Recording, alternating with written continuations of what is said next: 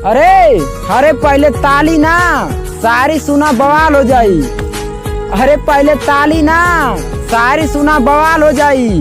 तू लोग लाइनियावत रहबा ओके, लेकिन एक इशारे पे निषाद जी के माल हो जाई। डंगरी से घघरी उठाई बुना, तो निषाद जी से बच के तू जाई। अरे तू जौनन के आवारा कहलू उ सब हमार लंगोटिया यार हमें। अरे तू जौनन के आवारा कहलू उ सब हमार लंगोटिया यार हमें। और तू शायद अभी देखले ना बाड़ उनन के चमत्कार।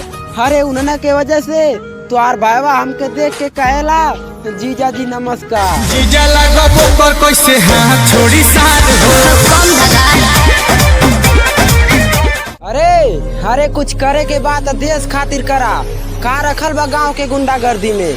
अरे कुछ करे के बाद देश खातिर करा, का रखल बा गाँव के गुंडागर्दी में। अरे दुश्मन भी सलामी ठोकी जब देखी आर्मी के वर्दी में। जय हिंद। फैसला जो हर मसले का हल, सिक्ख्या ना कदे बिछड़ करना, खरे उत्तर से। अरे स्वेटर साल के जरूरत ना पड़ी, ऐसा डोज लगाई कि ठंडी दोबारा ना लगी। अरे स्वेटर साल के जरूरत ना पड़ी, ऐसा डोज लगाई कि ठंडी दोबारा ना लगी।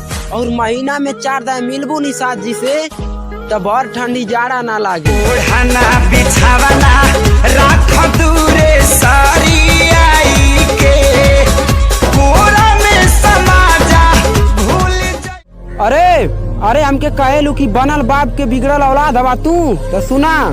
अरे कि हम बनल बाप के बिगड़ल औलाद हई, तो तू कौन एक बीच के बोल खेती हऊ।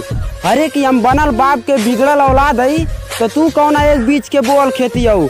और एक बार नजरिया मिला के बतिया तकैला, तब न जाने कि तू एक बाप के बेटी हऊ। मस्ती में खड़ी है behind, तो फिर आग लगी बस्ती में, baby are you fine? चुप करूँ wine। बेटा ठंडी चला था, सिनेमा के बटमिया बंद करके चला, ना तो पकड़ के हड्डियाँ तोड़ दी सब।